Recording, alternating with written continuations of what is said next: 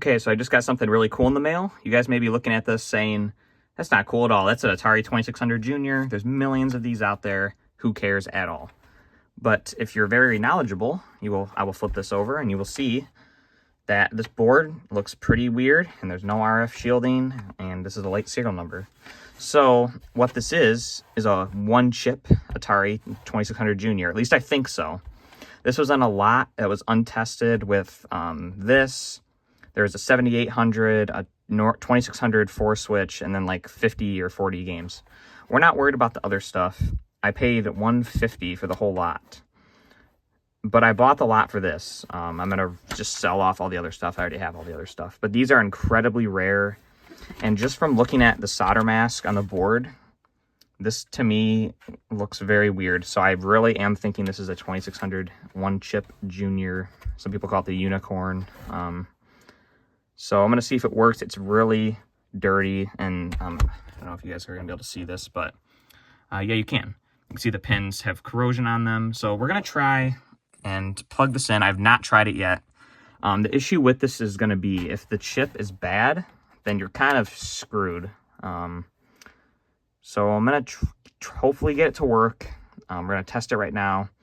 I'm going to open it up and verify that it is a one chip because we don't technically know yet because I haven't opened it yet.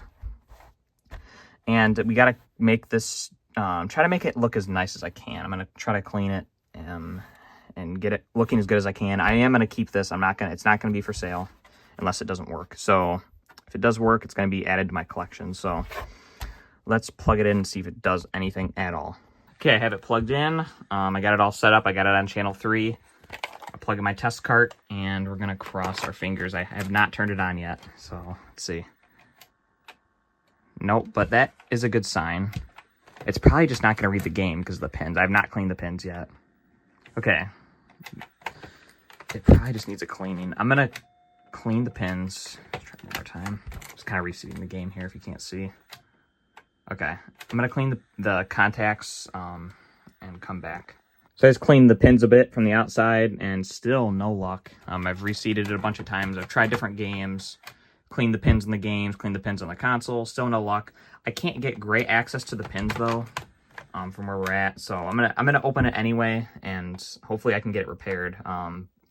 But what I've learned about Ataris is this seems like pretty normal activity for a 2600, without having a game in it. Like you'll get like kind of, it's not doing it right now, but you'll get like the lines going down the screen with like a sound. That's normally a good sign, so now we're just getting a black screen, which I don't like as much. So I'm going to open it and clean everything out, and hopefully we can get it working. Okay, I got it open, and good news. We do have a one-chip Atari. Here it is. Looks like there may be some rust on the legs. That might be flux, but there's the one chip. It looks pretty cool. It looks very unique. Here's the board. Not in terrible shape, but definitely needs a good clean. Here's the pins again. You can see I cleaned them. I'm going to give them a really good clean. And here's the back of the board. You can see there's missing the whole big RF shielding. I'll give you guys a comparison after of what you can look for to try to spot a one chip without opening it. But yeah, this is very, if you've opened a lot of Juniors, this is very strange looking. And thankfully I was able to take the top off. This is always really hit and miss with these Juniors. I didn't break any of the clips right here, so that's awesome. A lot of times those will break off just without any force at all. And the bottom looks good too. I did not break any clips. So yeah, you can see this, the console's definitely had some moisture and it's passed. The back looks pretty nice though. I'm gonna give it a really good clean, and hopefully that is all it needs to be fixed, because if this chip's bad, it's kind of over. So I'm gonna clean it up. I'm gonna look for bad solder joints. Ooh, right there's a lot of corrosion right there. Try to get rid of that the best I can. Gotta check the solder joints on the cartridge connector. But yeah, anyway, I'm gonna go through and clean everything the best I can. So I'll be back. Quick little update. I've done some cleaning on it, but as you can see, there's a lot of just corrosion and just not good stuff on this board. You can see right here, a lot of these traces are miscolored. So my guess is there's a trace that's gonna be bad. There's a lot of solder that's just like corroded away. So I'm gonna try my best to try to fix this. It might not happen in this video, but I'm going to be working on it off camera, but I've cleaned up the board a little bit, and yeah, there's definitely a lot of damage, especially above the cartridge slot. But yeah, I'm gonna try my best to get it working. And yeah, I'll update you guys with any progress that happens. Okay, I figured I'd do a little update here. So in conclusion, there's a lot of bad traces on this board. I found a lot. This is where the cartridge slot was. You can see I removed it here. There was a lot of bad traces. Like you can see all these discolored. Many of these were bad. So what I decided to do was to try to bypass the cartridge slot. Before I mentioned that, there was a few traces over here and one over here. There was one here and one here that were bad. So I patched those with wires, which I'm probably going to undo because, spoiler alert, I did not get this to work.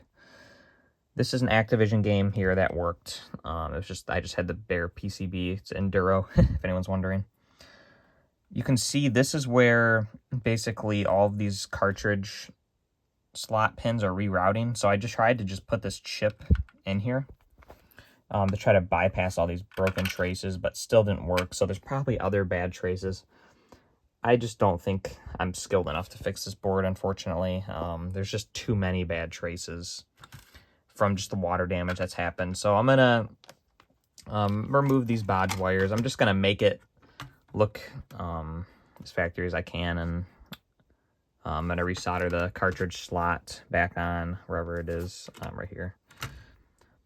But yeah, this console obviously had a lot of liquid damage, as you can see here. It's just not good, and these little resistors are probably bad. I just don't have the time to troubleshoot this anymore. I've spent a lot of time on it already, and if I'm honest with myself, I'm probably just not going to be able to get it to work. So yeah, I'm not sure if I'm going to sell this console. I might just keep it just as a cool collectible, because it is really cool. I'm really glad that I have it, but I just don't think I'm going to be able to get it to work. So I'm just going to make it look as factory as I can and put it all back together.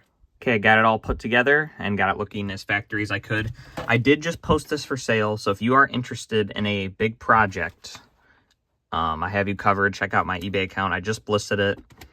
I listed it for $200. I will not take less. I'd rather hold on to it. So if it does not end up selling, I'm going to just clean it up and add it to my collection. But if someone wants to try to fix it, that would be awesome, because I would like to see this console run again. So yeah, one thing, like I said in the beginning, I wanted to show was how to tell the difference. They're always a long rainbow. This is a short rainbow. Just ignore that. So you're going to want to look for the long rainbow. And then on the back, I don't even really look at the serial numbers. What I looked for on this console, it'd be hard to show here. So again, this is the one we're looking for, the one chip. So the main thing I've noticed at first was that the RF shielding was missing. So you can see all the silver here for the RF shielding. You can see it's pretty much gone, other than a little bit in the corner here.